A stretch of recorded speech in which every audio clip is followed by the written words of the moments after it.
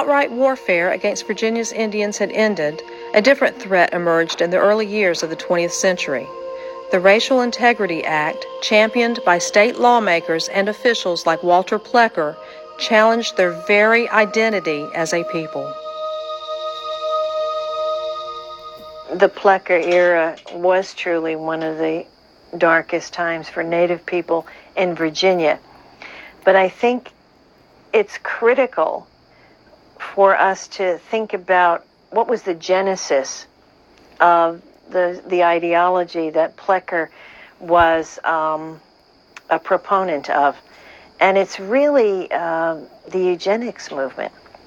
The eugenics movement was a pseudo-scientific movement. We say pseudo-scientific today because we find that the science that they were proposing is not what we today would honor as scientific in any way. The eugenics movement has a direct link to the descendants of Charles Darwin. They somehow made the leap to these notions about racial purity. What is best for each race is racial purity.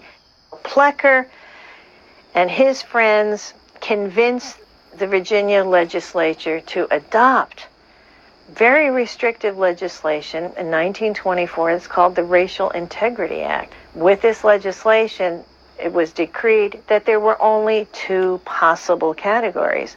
One is white, which means a person, you check that you're white if you have white ancestry, Caucasian ancestry, and absolutely nothing else.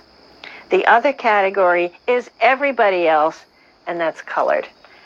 So this was very hard on Virginia's indigenous community because, in a sense, it wipes away their identity on paper. Their ability to describe themselves as Indian was not possible in the state of Virginia until 1968, when the U.S. Supreme Court forced Virginia to repeal the law.